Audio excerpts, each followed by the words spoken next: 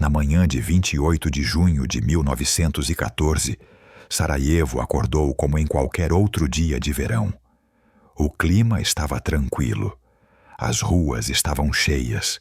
Nada indicava que, em poucas horas, o mundo entraria em um caminho sem volta. O visitante daquele dia não era alguém comum.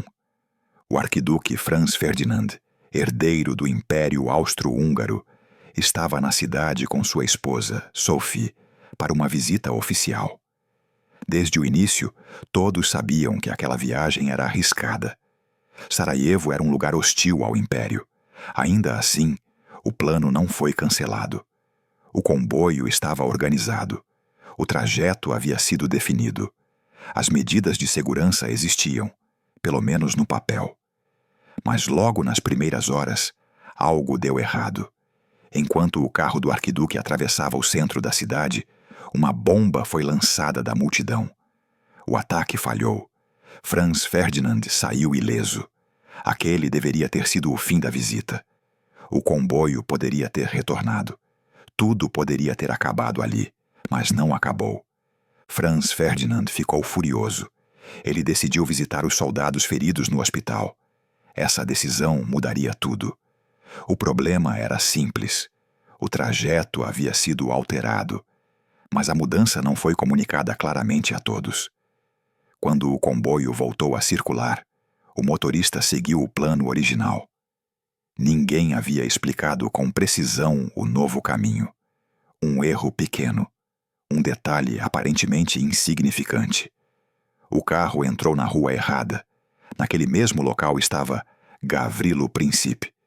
Depois da tentativa fracassada pela manhã, ele acreditava que tudo tinha acabado. O plano havia falhado. Ele já estava indo embora. Então, o improvável aconteceu. O carro parou. O motor foi desligado. A distância era de poucos metros. Não foi uma emboscada. Não foi um plano genial. Foi um acaso, um erro humano, um momento de desorganização. Príncipe sacou a arma. 2 disparos. Em segundos, Franz Ferdinand e Sophie estavam mortos. Naquele instante, não foram apenas 2 vidas que terminaram. O equilíbrio da Europa foi destruído. Alianças entraram em ação. Ultimatos foram enviados. E em poucas semanas, o mundo mergulhou na Primeira Guerra Mundial. Tudo por causa de uma instrução mal transmitida, uma rua errada e um carro que não deveria ter parado. Um erro. Mudou tudo. A cidade entrou em choque, mas o mundo ainda não. Naquele primeiro momento, o assassinato em Sarajevo parecia apenas mais um atentado político. Violento, sim. Importante, sem dúvida, mas ainda localizado, ainda controlável. Franz Ferdinand não era um imperador. Ele ainda não governava. E à primeira vista, sua morte não parecia suficiente para incendiar o planeta. Mas o problema nunca foi apenas quem morreu. O problema foi o que aquela morte representava. O Império Austro-Húngaro já estava instável havia anos. Diversos povos viviam sob seu domínio, muitos deles sem se sentirem parte do Império. Nacionalismos cresciam, tensões se acumulavam, ressentimentos eram empurrados para debaixo do tapete. Sarajevo não foi a causa, foi o ponto de ruptura. Horas depois do atentado, Viena começou a se mover. Não com pressa, mas com raiva. Dentro do governo austro-húngaro, a narrativa se formou rapidamente. A Sérvia precisava ser responsabilizada. Não importava se o ataque havia sido obra direta do governo sérvio ou de jovens nacionalistas. O atentado era a desculpa perfeita para agir. Mas havia um problema maior. A Rússia. A Sérvia não estava sozinha. A Rússia se via como protetora dos povos eslavos dos Balcãs. Qualquer ataque à Sérvia poderia atrair Moscou para o conflito. E se a Rússia entrasse, outras potências não ficariam de fora. Era um jogo de dominós. Mesmo assim, Viena decidiu avançar. Mas antes buscou apoio.